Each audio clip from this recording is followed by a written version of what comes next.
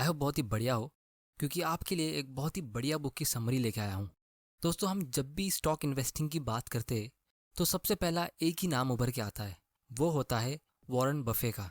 और जब हम वॉरेन बफे की बात करते हैं तो हम उनके इन्वेस्टिंग सीक्रेट्स को जानने की कोशिश करते हैं, लेकिन हमें अक्सर वही घिसी पिटी बातें सुननी मिलती है, वही पुराने इन्वेस्टिंग कोड्स जिसकी गहराई को आधे लोग समझ ही नहीं पाते। लेकिन एक्चुअली में वॉरेन बफे स्टॉक्स को कैसे चुनते हैं, वो बिजनेस की रिसर्च कैसे करते हैं, वो स्टॉक की इंट्रिंसिक वैल्यू कैसे निकालते हैं, उन स्टॉक्स के लिए कितना पे करते हैं, ये सब कोई नहीं समझाता। जबकि ये सब चीज़ें वॉरेन बफे हर साल अपने शेयर होल्डर्स के साथ डिस्कस करते हैं Berkshire Hathaway letter to shareholders में। और उसमें से इन्वेस्टिंग के इम्पोर्टेंट लेसन्स को पिक करके यहाँ पे ऑथर ने ये बुक लिखी है। इसीलिए आज मैं आपके लिए इस बुक से प्रैक्टिकल स्टॉक मार्केट के इन्वेस्टिंग के लेसन्स लाया हूँ। तो दोस्तों, ये वीडियो को एंड तक देखना, क्योंकि इस वीडियो में आपको बहुत सारी इंपॉर्टेंट चीज़ें सीखने मिलेगी जो आपको पूरी लाइफ टाइम में काम आएगी। तो चलिए जल्दी से शुरू कर, मिस ना कर दो। दोस्तों, हर साल फोर्ब्स मैगजीन दुनिया के सबसे अमीर लोगों की एक लिस्ट पब्लिश करती है, और उसमें कुछ नाम कभी तरक्की करके ऊपर चढ़ते तो कुछ नीचे चले जाते, कुछ नए लोगों के नाम ऐड होते तो कुछ निकल जाते। लेकिन पिछले 30 सालों से एक नाम है जो उस लिस्ट में हमेशा रहा है। इनफैक्ट पिछले 20 साल में वो नाम हमेशा टॉप 5 में ही रहा है। वो नाम है वॉरेन बफे का, जो खुद में एक रिकॉर्ड है। जहाँ एक तरफ लोगों को लगता है कि स्टॉक मार्केट बहुत रिस्की है और उसमें पैसे डूब जाने का डर होता है, लेकिन यहाँ इकलौता आदमी है जिसने सबसे ज़्यादा टाइम इस लिस्ट में गुजारा है।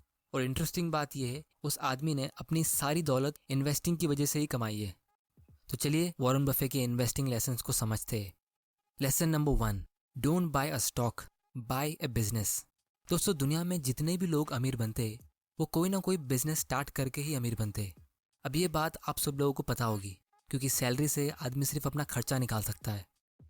तो जो लोग बिजनेस स्टार्ट नहीं कर सकते वो क्या कर सकते? उसका आंसर सिंपल है, वो दूसरों के बिजनेस में पार्टनर बन सकते हैं। इसीलिए हमें वॉरेन बफे यहाँ पे सजेस्ट करते हैं कि स्टॉक ट्रेडिंग माइंडसेट को आपको बिजनेस इन्वेस्टिंग माइंडसेट में बदलना है। अब ये सुनने में थोड़ा घिसा पिटा लग रहा होगा, लेकिन आपको थोड़ी देर में समझ में आ जाएगा कि मैं ऐसा क्यों बोल रहा हूँ।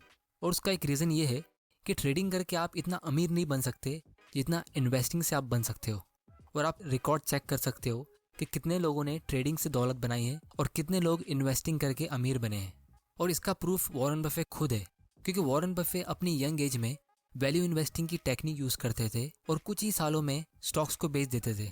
और एक बार वॉरेन बफे ने अपनी मीटिंग में खुद कहा था कि वो उनकी बहुत बड़ी गलती थी कि वो स्टॉक्स को बहुत जल्दी बेच देते थे, क्योंकि उन्होंने जब एक्चुअल इन्वेस्टिंग करना शुरू की, यानी स्टॉक्स को लॉन्ग टाइम के लिए होल्ड करना शुरू किया, तब जाके उनकी कंपनी बर्कशायर हैथवे की वैल्यू तेजी से बढ़ने लगी कंपाउंडिंग के जरिए। क्योंकि दोस्तों, हम स्टॉक में इन्वेस्ट नहीं करते, हम बिजनेस में इन्वेस्ट करते हैं स्टॉक्स के जरिए। और क्या आपने कोई भी बिजनेसमैन देखा है जो अपने स्टॉक्स को बेचता या खरीदता रहता है? तो इसीलिए आपको स्टॉक्स को खरीदने से पहले उसके बिजनेस को बहुत अच्छी तरीके से समझना है। तो आप बिजनेस को समझोगे कैसे? ये चीज़ हम वॉरेन बफे से सीखते हैं। वॉरेन बफे बिजनेस को 4 एंगल से एनालाइज करते हैं। सबसे पहला बिजनेस क्वालिटी, दूसरा मैनेजमेंट क्वालिटी, तीसरा फाइनेंशियल क्वालिटी, और चौथा वैल्यूएशन यानी रीजनेबल प्राइस। ये चारों को हम डिटेल में समझेंगे, लेकिन आप में से कुछ लोग सोच रहे होंगे कि इतनी सारी रिसर्च हम साधारण से इन्वेस्टर कैसे कर सकते हैं, हमें तो इतनी सारी चीज़ें पता भी नहीं होती है। तो आप लोगों के लिए गुड न्यूज़ है कि चाहे मार्केट कंडीशन कैसी भी हो, वॉरेन बफे यूजुअली साल में सिर्फ एक कंपनी के ही स्टॉक खरीदते हैं, उससे ज़्यादा कंपनी के स्टॉक्स खरीदते ही नहीं है। यानी आपको भी जब इन्वेस्टिंग की जर्नी की शुरुआत करनी है तो आपको सिर्फ एक कंपनी की ही शुरुआत करनी है, आपको एक साथ 10-15 कंपनी के स्टॉक्स खरीदने की ज़रूरत ही नहीं है। और अगर आप चेक करोगे, दुनिया के जितने भी अमीर लोग हैं, जैसे mark Zuckerberg, Bill Gates, Mukesh Ambani, ये लोग एक साथ 10 बिजनेस चालू नहीं करते। ये एक बिजनेस शुरू करते, उस पर पूरा फोकस करते, फिर जब वो बिजनेस सक्सेसफुली चलने लगता है तब जाके दूसरा बिजनेस शुरू करते हैं। इसी तरह वॉरेन बफे भी एक स्टॉक को चुनते हैं, उसकी अच्छे से रिसर्च करते, उसके बिजनेस को पूरा समझते, और फिर जब उन्हें पसंद आता है तब वो उसे खरीदने का सोचते हैं। तो यहाँ पे लेसन नंबर 1 का सबसे इंपॉर्टेंट पॉइंट ये है कि आपको जब बिजनेस खरीदना है तो आपको एक साथ 10-15 कंपनी के स्टॉक्स नहीं खरीदना है, आपको एक बिजनेस खरीदना है उसकी पूरी रिसर्च करके। वो कैसे करते हैं वो चीज़ हम थोड़ी देर में देखने वाले हैं। और वॉरेन बफे के पोर्टफोलियो के ऊपर मैं एक अलग से वीडियो बनाऊंगा, क्योंकि उस पर एक अलग से बुक है। लेकिन फिलहाल के लिए आप ये सोच लो कि इस साल के लिए आपको एक बेस्ट कंपनी चुननी है तो उसके लिए आप क्या क्या रिसर्च करोगे वो सब मैं अभी बताने वाला हूँ। तो सबसे पहला स्टेप है बिजनेस क्वालिटी। वॉरेन बफे का सबसे पहला रूल है कि वो ऐसी कोई भी कंपनी के स्टॉक्स नहीं लेते जिसका बिजनेस वो समझ नहीं पाते। फिर वो चाहे स्टॉक कितना भी पॉपुलर हो, वो बिजनेस का प्रॉफिट्स कितना भी ज़्यादा हो, और वो स्टॉक्स कितने भी सस्ते में मिल रहा हो, ये सब चीज़ें मैटर नहीं करती। मैटर करता है तो सबसे पहला rule, are you able to understand the business. मतलब उस बिजनेस के प्रोडक्ट्स और सर्विसेज, उसका ऑपरेशंस, उसके कितने कंपटीशन है, और उस कंपनी के पास ऐसा क्या एडवांटेज है जिससे उसके कॉम्पिटिशन्स उसका प्रॉफिट छीन नहीं पा रहे। यानी ऐसा क्या मोट है। इस मोट के ऊपर मैं एक अलग से वीडियो बनाऊंगा, इस पे एक अलग से बुक है, क्योंकि वॉरेन बफे के हिसाब से ये एक बहुत ही इंपॉर्टेंट फैक्टर होता है किसी भी बिजनेस में उसके लॉन्ग टर्म प्रॉफिट्स के लिए। इसीलिए वॉरेन बफे बिजनेस की क्वालिटी में कोई भी कॉम्प्रोमाइज़ नहीं करते। फिर चाहे उनको सालों साल कोई भी कंपनी में इन्वेस्ट ना करने मिले, वो चल जाएगा। क्योंकि वॉरेन बफे का सबसे पहला इन्वेस्टिंग रूल है डोंट लूज मनी, और रूल नंबर 2 है don't forget the rule number 1। क्योंकि अगर आपने पैसा खोया तो उसके साथ आप फ्यूचर में जितना भी पैसा कंपाउंड करके कमा सकते थे उसे भी खो दोगे। और दोस्तों, बिजनेस को अच्छे से समझने के 2 इंपॉर्टेंट रीजंस है। पहला रीज़न मैं अभी बताऊंगा, और दूसरा रीज़न थोड़ी देर बाद पॉइंट 4 में यानी वैल्यूएशन के टाइम डिस्कस करूंगा। तो पहला रीज़न ये है कि उनको पता लगाना होता है कि क्या उस कंपनी का आने वाले 10 या 20 साल का सेल्स और प्रॉफिट वो सही तरीके से गैस कर सकते हैं, तो उसे एक अच्छी कंपनी मानेंगे। अगर नहीं कर सकते तो वो चुपचाप उस कंपनी के बारे में सोचना बंद कर देते और दूसरी कंपनी ढूंढना शुरू कर देते। और इसीलिए वॉरेन बफे ने 2015 तक कोई भी टेक्नोलॉजी सेक्टर की कंपनी में इन्वेस्ट किया ही नहीं था, जिसकी वजह से जब 2001 में टेक कंपनीज की वजह से मार्केट क्रैश हुआ था तो उनको उससे कुछ फ़र्क ही नहीं पड़ा था, उनको कुछ लॉस ही नहीं हुआ था। क्योंकि जो लोग 2000 में टेक कंपनीज में महंगे प्राइस पे स्टॉक्स खरीद रहे थे, उनको खुद को पता नहीं था कि वो बिज़नेस कैसे काम करते हैं, वो बिज़नेस प्रॉफिट्स कैसे कमाने वाले। और इसीलिए अगर आप कोई कंपनी को आने वाले 10 या 20 साल में गैस नहीं कर सकते ये कंपनी कहाँ होगी, तो वो इन्वेस्टिंग नहीं, स्पेकुलेशन होता है। स्पेकुलेशन को हिंदी में सट्टा कहते हैं। अब दोस्तों, लोग मुझे पूछते हैं अडानी ग्रीन, वेदांता या ग्लैंड फार्मा, ये सब स्टॉक्स को खरीदना है कि नहीं खरीदना है। तो मैं उनसे एक ही सवाल पूछता हूँ, क्या आप उस कंपनी के बिजनेस को समझ सकते हो? क्या आप उस कंपनी के आने वाले 10 या 20 साल का प्रॉफिट्स को एस्टिमेट कर सकते हो? दोस्तों, ऐसी कंपनी चुनने से अच्छा आप ऐसी कंपनी चुनो जिसके प्रोडक्ट को आप पहले से यूज़ करते हो। जैसे मैरिको इंडस्ट्रीज़ का पैराशूट ऑयल आप बचपन से यूज़ करते हो, पीडीलाइट इंडस्ट्रीज़ का फेविकॉल जिसका कोई कंपटीशन ही नहीं है, उसके बारे में रिसर्च करो। या फिर ब्रिटानिया इंडस्ट्रीज़ की बिस्किट्स हम बचपन से खा रहे हैं, इसके बारे में रिसर्च करना शुरू करो। क्योंकि आप इन कंपनीज़ के आने वाले 10 या 20 साल तक प्रॉफिट्स को ईजिली गैस कर सकते हो। आपको पता है ये कंपनी शायद इतनी आसानी से बंद होगी भी नहीं। और अगर आप चेक करोगे, वॉरेन बफे के पोर्टफोलियो में कोई स्पेसएक्स या नासा जैसी कंपनी नहीं है। उनके पोर्टफोलियो में एकदम सिंपल कंपनीज है, जैसे Coca Cola, Apple, American express, क्योंकि वो इन बिजनेस को अच्छे से समझ सकते हैं। दूसरा पॉइंट है मैनेजमेंट क्वालिटी। ये इसलिए चेक करते हैं क्योंकि अगर बिजनेस कितना भी प्रॉफिटेबल हो, अगर मैनेजमेंट आपसे कुछ छुपा रहा है, चीटिंग या फ्रॉड कर रहा है, अगर वो कंपनी कोई भी फ्रॉड केस में पकड़ी जाती है, तो चांसेस है कि आपका पूरा पैसा डूब सकता है। इसीलिए आपको कंपनी के टॉप मैनेजमेंट जैसे सीईओ, डायरेक्टर्स का रिकॉर्ड चेक करना चाहिए, और वॉरेन बफे यही करते हैं। इनफैक्ट वॉरेन बफे चेक करते हैं कि कंपनी के टॉप मैनेजमेंट का थिंकिंग प्रोसेस क्या है। क्या वो अपने शेयर होल्डर्स के साथ सारी इन्फॉर्मेशन शेयर करते हैं? वो अपने शेयर होल्डर्स के साथ कैसे बात करते हैं? क्या मैनेजमेंट अपनी खुद की गलतियां मानता है? जैसे कोई नया प्रोडक्ट लॉन्च किया हो और वो फेल हो गया, तो क्या वो मार्केट को ब्लेम करता है या खुद को? दोस्तों, ये एक बहुत ही इंपॉर्टेंट पॉइंट है वॉरेन बफे के हिसाब से, क्योंकि अगर मैनेजमेंट अपनी गलती पब्लिकली कबूल लेता है तो चांसेस है कि वो उसे ठीक भी करेगा। इसीलिए वॉरेन बफे के हिसाब से मैनेजमेंट को ट्रांसपेरेंट होना बहुत ज़रूरी है। सो बेसिकली वॉरेन बफे का मैनेजमेंट क्वालिटी को लेके एक सिंपल पॉइंट है, you can't make a good deal with a bad person. यानी आप किसी बुरे इंसान के साथ अच्छी डील नहीं कर सकते। अगर मैनेजमेंट बुरा है तो कहीं ना कहीं चोरी करके भागने की ही सोचेगा। तीसरा पॉइंट है फाइनेंशियल क्वालिटी। दोस्तों, इसमें वॉरेन बफे 4 चीज़ें देखते हैं। सबसे पहला, जिसका डेट टू इक्विटी रेशियो कम हो, या फिर डेट यानी कर्जा हो ही नहीं, क्योंकि जब कंपनी डेट फ्री होती है तो वो बंद होती ही नहीं है। फाइनेंशियल क्वालिटी में दूसरा पॉइंट है हाई रिटर्न ऑन इक्विटी। मतलब अपने शेयर होल्डर के लिए 1 रुपये के ऊपर कंपनी कितना % प्रॉफिट कमा रही है हर साल। जैसे वॉरेन बफे अक्सर 20% रिटर्न ऑन इक्विटी के ऊपर की ही कंपनीज चुनते हैं। अब आपको रिटर्न ऑन इक्विटी ये आरओई का कॉन्सेप्ट नहीं पता तो मैं इस पर जल्दी एक वीडियो बनाने वाला हूँ, क्योंकि ये इन्वेस्टिंग के लिए बहुत ही इंपॉर्टेंट कॉन्सेप्ट है। तीसरी चीज़ है हाई प्रॉफिट मार्जिन। कंपनी का प्रॉफिट मार्जिन ज़्यादा होना चाहिए। ये भी एक इम्पॉर्टेंट फैक्टर है अच्छे बिजनेस को ढूंढने के लिए, क्योंकि जो कंपनीज का प्रॉफिट मार्जिन कम होता है उससे हमें ये इंडिकेशन मिलता है कि वो कंपनी प्राइस को लेके कम्पीट कर रही है और वो कंपनी कोई ऐसा प्रोडक्ट बेच रही है जिससे वो कंपटीशन से हट नहीं पा रही है।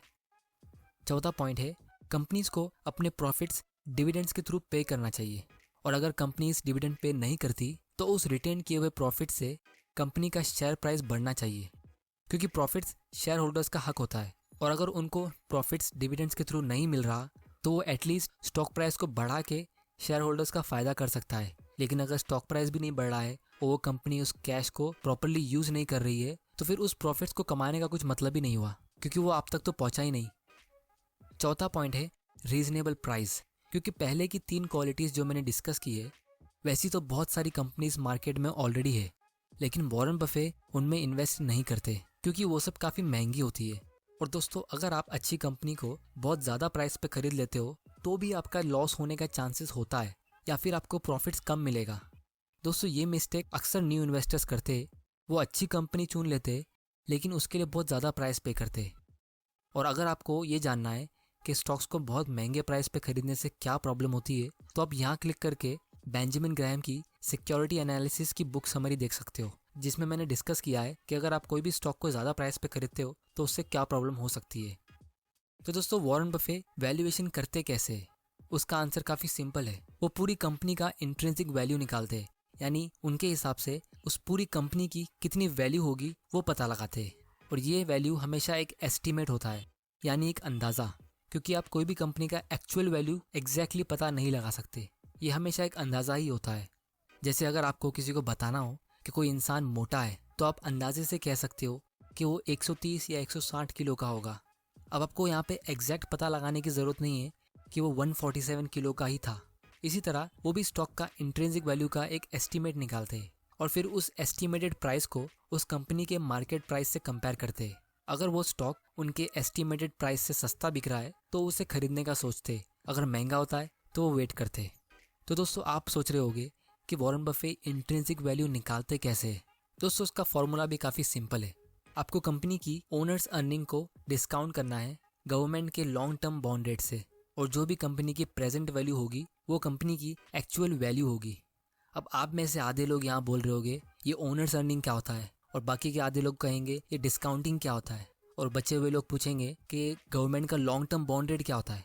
तो दोस्तों, आपको मैं बता दूं, ये सारे कॉन्सेप्ट सिर्फ सुनने में डिफिकल्ट है लेकिन एक्चुअली में काफ़ी ईजी है। इसके ऊपर मैं एक डिटेल वीडियो बनाने वाला हूँ, और अगर आप नॉन फाइनेंस बैकग्राउंड से भी हो तो भी आपको पूरी तरह से ये समझ में आ जाएगा, क्योंकि इन्वेस्टिंग मेरे हिसाब से सिंपल है, कॉम्प्लिकेटेड नहीं है। और जो भी कहता है कि इन्वेस्टिंग कॉम्प्लिकेटेड है तो वो हो सकता है आपको कुछ बेचने की कोशिश कर रहा है। और वॉरेन बफे ने भी एक बात कही थी कि इफ कैलकुलस और algebra was required to be a great investor I would have to go back delivering newspapers. मतलब आपको सिर्फ बेसिक मैथ्स पता होना चाहिए, प्लस माइनस मल्टीप्लाई डिवाइड, ये चीज़ अगर आपको आती है तो आपको ऑलमोस्ट इन्वेस्टिंग का वैल्यूएशन का हिस्सा आता है। आपको सिर्फ थोड़े बहुत कॉन्सेप्ट समझने हैं और बाकी का मेन हिस्सा इसमें कॉमन सेंस का होता है। तो दोस्तों, वॉरेन बफे के हिसाब से अगर वो कंपनी की फ्यूचर प्रॉफिट्स को लेकर इतना श्योर है कि ये कंपनी आने वाले 10 या 20 साल में बंद नहीं होगी और उसके प्रॉफिट्स को कोई छीन नहीं सकता, यानी उसका प्रॉफिट्स हमेशा बढ़ेगा ही, तो वो उनकी कंपनी से इतना ही पैसा एक्सपेक्ट करते हैं जितना वो एक सेफ गवर्नमेंट बॉन्ड से एक्सपेक्ट करते हैं, जैसे इंडिया में फिलहाल 6% के आसपास का मिलता है। और वो यहाँ पे कोई रिस्क के लिए एक्स्ट्रा रिटर्न एक्सपेक्ट नहीं करते, क्योंकि वॉरेन बफे के हिसाब से आप कंपनी में इन्वेस्ट करने के लिए उसके रिस्क को परसेंटेज के थ्रू एक्सपेक्ट नहीं कर सकते। इसीलिए याद करो, पॉइंट नंबर 1 में मैंने कहा था कि वो ऐसे बिजनेस में ही इन्वेस्ट करते हैं जिसमें वो बहुत ज़्यादा श्योर होते हैं कि उसका प्रॉफिट्स आने वाले 10 या 20 साल तक बढ़ेगा या एटलीस्ट कम नहीं होगा। इसीलिए वॉरेन बफे यहाँ पे कोई भी रिस्क प्रीमियम ऐड नहीं करते। अब दोस्तों, यहाँ पे एक रियल एग्जांपल लेते हैं। वॉरेन बफे के करियर में उन्होंने एक कंपनी बहुत सस्ते प्राइस में ली थी जो उनकी लाइफ की बहुत अच्छी डील थी, द वॉशिंगटन पोस्ट कंपनी। ये कंपनी का ओनर्स अर्निंग 1973 में 10.4 मिलियन का था, और वो टाइम पे यूएस गवर्नमेंट का लॉन्ग टर्म बॉन्ड रेट 6.8% का रिटर्न दे रहा था। तो इस हिसाब से कंपनी की एक्चुअल वैल्यू हुई 150 मिलियन। इसका सिंपल मैथ ये है कि आप 10.4 को 0.068 से डिवाइड करो, जो होता है लगभग 152 मिलियन। लेकिन दोस्तों कंपनी वो टाइम पे मार्केट में सिर्फ 80 मिलियन में बिक रही थी, यानी वॉरेन बफे को इस कंपनी में 45% का मार्जिन ऑफ सेफ्टी मिला। और इनफैक्ट वॉरेन बफे के हिसाब से वो कंपनी की एक्चुअल वैल्यू होनी चाहिए थी $400 या $500, क्योंकि वो टाइम पे इंटरनेट नहीं था और वो एक न्यूज़पेपर कंपनी थी जिसकी बहुत सारी सिटीज़ में मोनोपोली थी, जो वॉरेन बफे के हिसाब से एक पावरफुल मोट होता है। तो दोस्तों इसी के साथ मैं शेयर करता हूँ इस बुक का 5th और सबसे इम्पोर्टेंट लेसन, वॉरेन बफे के 5 इन्वेस्टिंग प्रिंसिपल्स। सबसे पहला, ignore the market, be a business analyst not a market analyst. यानी आपको पूरी दुनिया में स्टॉक मार्केट में क्या हो रहा है इस पे ध्यान देना ही नहीं है, आपको सिर्फ और सिर्फ ये देखना है कि उस कंपनी में क्या हो रहा है, क्योंकि अक्सर अच्छी कंपनीज खरीदने के मौके स्टॉक मार्केट क्रैश के बीच में ही आते हैं। 2, choose the best, no need to diversify. यानी आपको डाइवर्सिफिकेशन के लिए 20-25 कंपनीज की ज़रूरत नहीं है, आपको सिर्फ बेस्ट कंपनीज का पोर्टफोलियो क्रिएट करना है, फिर चाहे वो 3 कंपनीज का भी हो या 5 कंपनी का, वो भी चल जाएगा। क्योंकि वॉरेन बफे के हिसाब से risk come from not knowing what you're doing. मतलब आप पोर्टफोलियो को डाइवर्सिफाई करने के लिए 5 कंपनीज ऐसी ऐड कर रहे हो जिसके बारे में आप कुछ नहीं जानते, तो आप पोर्टफोलियो का रिस्क बढ़ा रहे हो, कम नहीं कर रहे हो। 3, बेट बिग व्हेन इट्स टाइम। यानी जब आपको अच्छी कंपनी सस्ते प्राइस में मिल रही है तो वो आपके लिए एक ही कंपनी काफ़ी है आपको अमीर बनाने के लिए, इसीलिए उसमें कॉन्फिडेंस के साथ आपको बड़ा अमाउंट इन्वेस्ट करना चाहिए। Lesson number 4, ignore the economy. दोस्तों पूरे देश में क्या चल रहा है, इकोनॉमी किस कंडीशन में है, कौन सी सरकार आई है, कितने लोगों को जॉब से निकाला जा रहा है, ये सब चीज़ों पे फोकस करने की आपको ज़रूरत है नहीं, क्योंकि रिसेशंस और मार्केट साइकिल्स आते रहते हैं। और सबसे लास्ट और सबसे important advice, when you buy a good company hold it forever. अगर आपको कोई अच्छी कंपनी मिलती है जिसका बिजनेस आपको अच्छे से समझ में आता हो, जिसका मैनेजमेंट बहुत ही अच्छा है, जिसकी फाइनेंशियल कंडीशन काफ़ी स्ट्रांग है और उसको आपने काफ़ी रीजनेबल प्राइस पे खरीदा है, तो आपको ऐसी कंपनीज को हमेशा के लिए होल्ड करना चाहिए। उसको उसी तरह होल्ड करके रखो जैसे आपने वो कंपनी खुद स्टार्ट की थी। तो दोस्तों ये थी summary the Warren Buffett way book की। अगर आपको इस वीडियो से कुछ सीखने मिला तो इस वीडियो को जल्दी से लाइक कर दो और इस चैनल इन्वेस्ट माइंडसेट को भी सब्सक्राइब कर दो, ताकि मेरे ऐसे इंपॉर्टेंट वीडियोस आप मिस ना कर दो। दोस्तों वीडियो को शेयर करना मत भूलना, और दोस्तों मुझे कमेंट के जरिए बताइए